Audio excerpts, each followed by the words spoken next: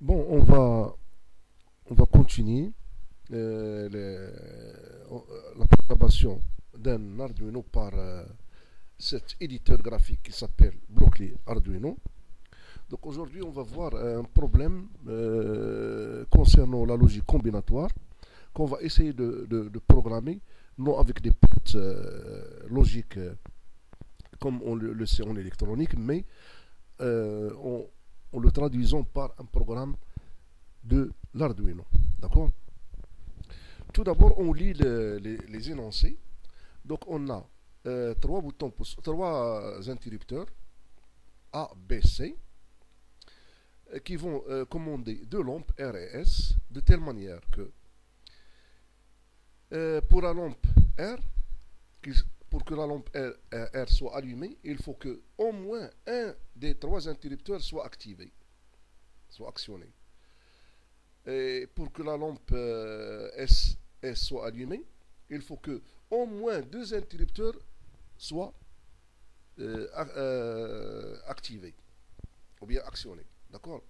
Ici, on doit réaliser un programme convenable avec Arduino en utilisant bien sûr des instructions, les instructions et ou dans le langage Arduino. Bien sûr, on va à la fin, on va bien sûr simuler ce programme avec à l'aide de- du logiciel Simul IDE. Donc tout d'abord, on doit regrouper cet énoncé dans ce qu'on appelle une table de vérité. Donc la table de vérité, on va la mettre comme ça.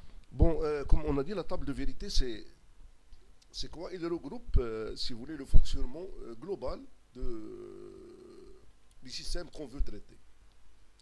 Donc ici, combien on a trois entrées A, B, C. Donc pour que R soit allumé, il faut au moins une de ces trois interrupteurs soit actionnée. Donc on voit bien que ici il y a un. Donc bien sûr les 4 zéros de A, les 4 1 de A, les 2 zéros de B, les 2 1, 2 0 de E. Et pour C, 0 1 0 1 0 1, on voit clairement que on a 8 cas, 8 cas possibles, parce qu'il s'agit de.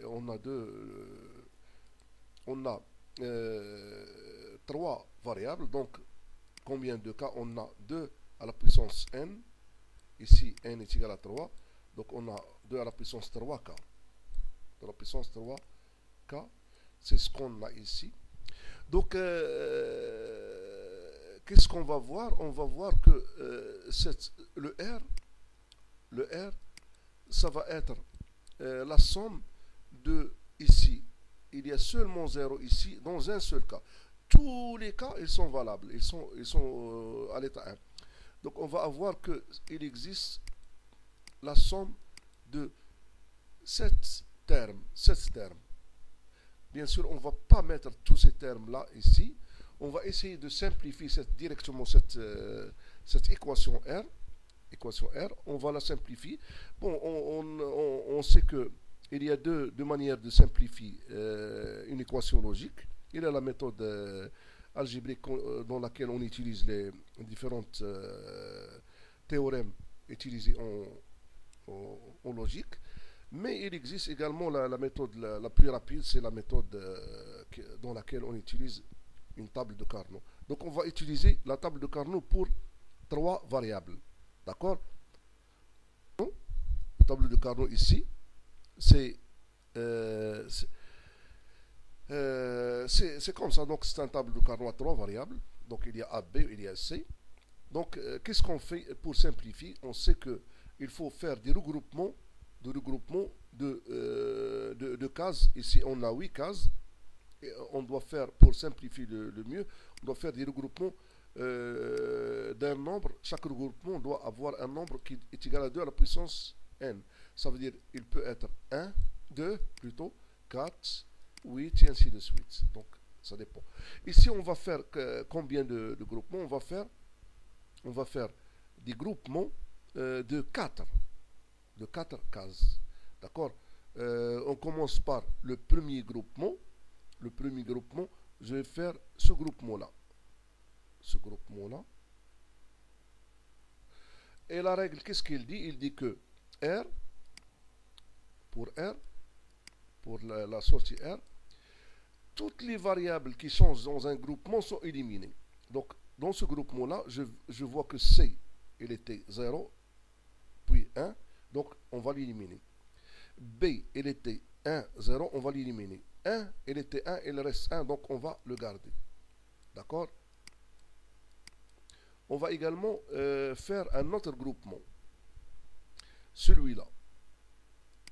Celui-là, de 4 également. Qu'est-ce qu'on voit? On voit que A, il était 0, puis 1. B, il était 1, et il a gardé sa valeur. C, il était 0, et donc qu'est-ce qu'on va faire? On va éliminer A et B, on va garder A et C, on va garder B. Plus un dernier groupement de 4 également, celui-là. Donc, dans ce groupement-là, on voit clairement que A et B, ils ont changé, mais C, il n'a pas changé, donc ça donne C. Donc, finalement, R est égal à A plus B plus C. D'accord? Ça, c'était pour la sortie de R. La sortie de R. Donc, la sortie de R, on va la garder. C'est A plus B plus C. Ça veut dire A, logiquement, ou B ou C. On passe maintenant à la sortie S. La sortie S. Donc, comme on voit, S est allumé lorsque au moins 2 interrupteurs sont actionnés. Ici, l'actionnement de 2, c'est ici, c'est 1. C'est ici, c'est également 1. C'est ici 2 actionnés, c'est 1. Et bien sûr, dans 3, il y a au moins 2 qui sont actionnés. Donc, qu'est-ce qu'on va faire ici, dans cet exemple-là? Les groupements qu'on va faire, seulement des groupements de 2. Donc, on ne peut pas faire des groupements de 4. D'accord? On va bien sûr commencer par un groupement et passer par et voir les autres groupements. Donc, ici, je prends ce groupement-là.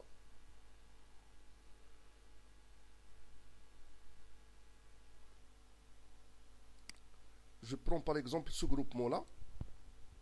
Qu'est-ce que je vais avoir? Je vais avoir que A, il était 1, puis 1. Donc, ça n'a pas changé. Je vais garder A. B, il était 1 et devenu 0. Donc, je vais l'éliminer.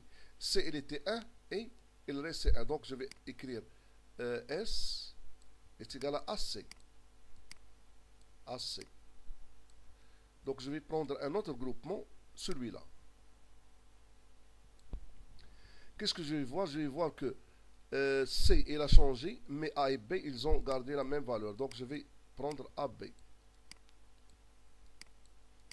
Et je vais prendre le dernier groupement, c'est celui-là. Qu'est-ce que je remarque? Je remarque que A, il a changé, B n'a pas changé, et C, bien sûr, il n'a pas changé. Donc, je prends BC. Et qu'est-ce que j'aurai? J'aurai que S est égal à AB plus AC plus BC. Ça, c'est la sortie, ou bien l'équation de sortie de S. D'accord? On peut avoir comme résultat final l'équation R et l'équation de S. Donc, on va essayer de les programmer à l'aide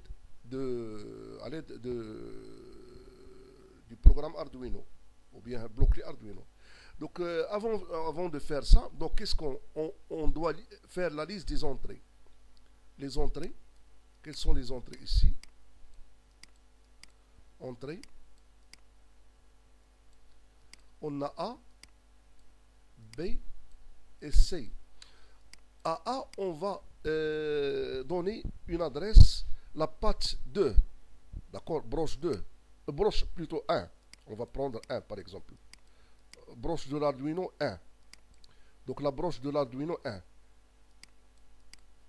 À la patte à B, broche 2. Et à la patte C, on va prendre broche 3. Bon, également, on a des sorties. On a deux sorties, R et S. À R, on va donner la broche 8. Et à S, on va affecter la branche 9.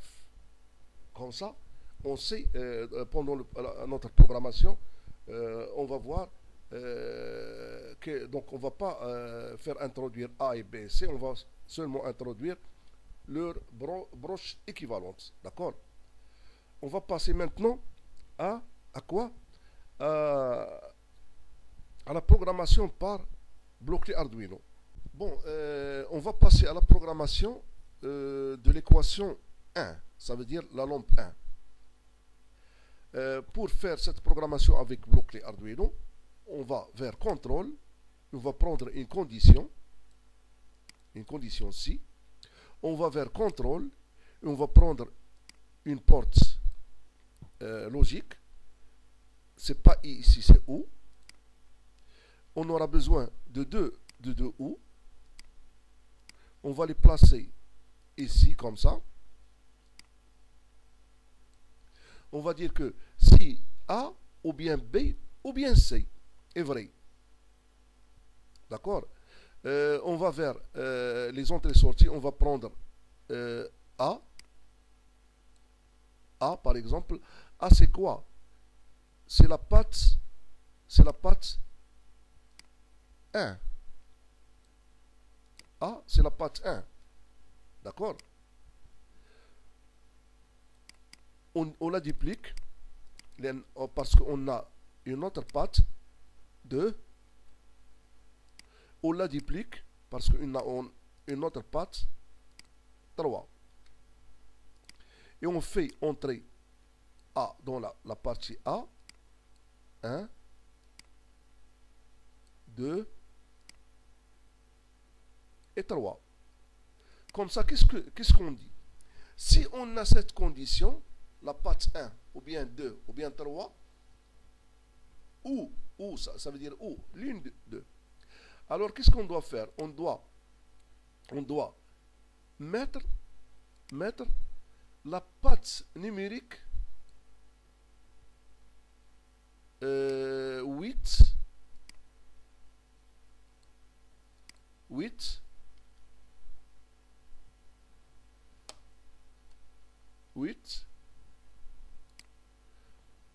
à l'état logique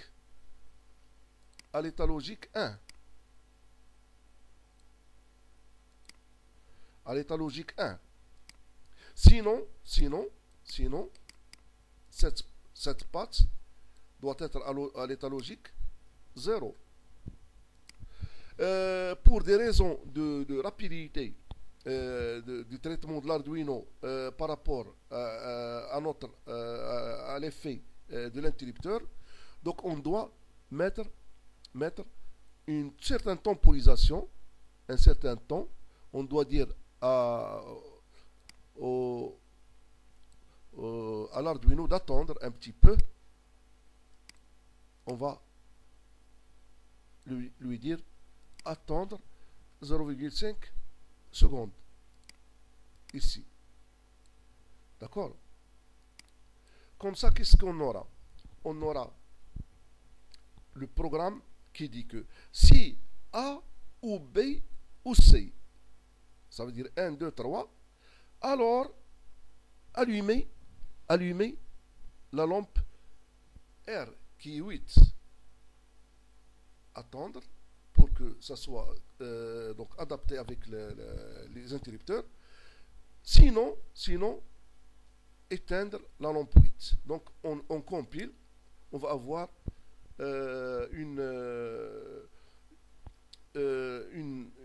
un programme comme ça. Donc il y a ici le setup qui, dans lequel on paramètre les entrées. Le 1 c'est une input, 2 input, 3 input, 8 c'est output, c'est une sortie pin mode output. Dans le void loop, c'est la boucle. On dit que si 1 ou 2 ou 3, alors mettre la patte 8 à l'état 1 pendant, donc attendre 0,5 secondes, puis sinon il faut éteindre cette lampe là, d'accord. On compile ça en code hexadécimal et on va vers le logiciel Simul IDE. Donc ici on câble les trois interrupteurs en utilisant des résistances de rappel pour chaque résistance, pour chaque interrupteur, comme on a dit la dernière fois. Donc ce sont des résistances de rappel qui protègent l'Arduino contre les parasites dus aux impulsions faites par soit les boutons poussoirs, soit les interrupteurs. D'accord. L'interrupteur 1A est lié à la patte 1, le 2, le B à la patte 2 et le C à la patte 3. La sortie est liée à la patte 8. On va essayer, donc on a fait introduire le programme qu'on vient de faire. On va le faire, on va l'essayer ici. Donc si vous voyez que si on actionne 1, ça s'allume. Si on actionne B, ça s'allume. Si on actionne C, ça s'allume. Si on axe B et C, également ça s'allume. Si on actionne A et B, également ça s'allume. Si on actionne B et C, ça s'allume. Si on actionne les trois, ça s'allume. Donc le seul cas dans lequel ne s'allume pas, c'est lorsque les trois interrupteurs ne sont pas actionnés. Donc c'est ça pour l'exercice ou bien la lampe R.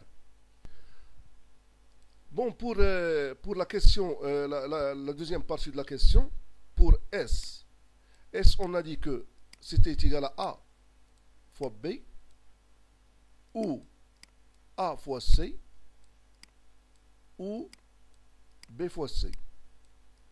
Qu'est-ce qu'on fait de la même manière, mais ici, attention, on prend une porte A. Une porte A, c'est le produit logique. On dit que si A et B, alors faites allumer 9. Sinon, éteindre 9. Éteindre la patte 9. Si A et C, la même chose, allumer, ou sinon éteindre. Si B et C également, donc c'est le programme qu'on fait avec ceci.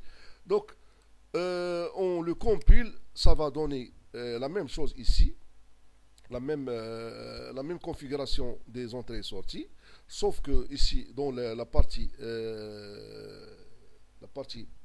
loop, donc il y a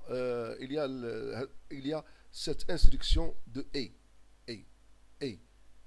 Donc donc ça s'écrit comme ça, if digital read 1 and digital read 2, donc faites ça.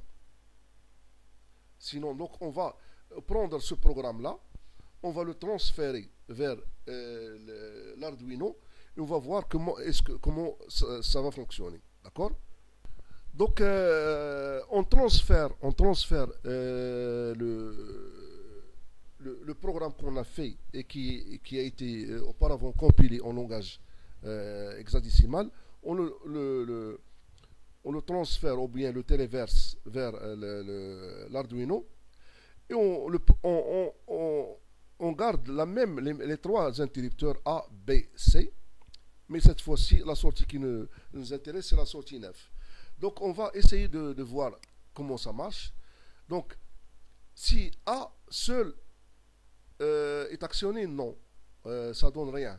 Avec A et B, ça s'allume. Avec A et C, ça s'allume. Avec B et C, ça s'allume. Avec les 3 également, ça s'allume. Et comme ça, on a réalisé notre programme selon les questions données dans l'exercice de la logique combinatoire. Donc, à bientôt.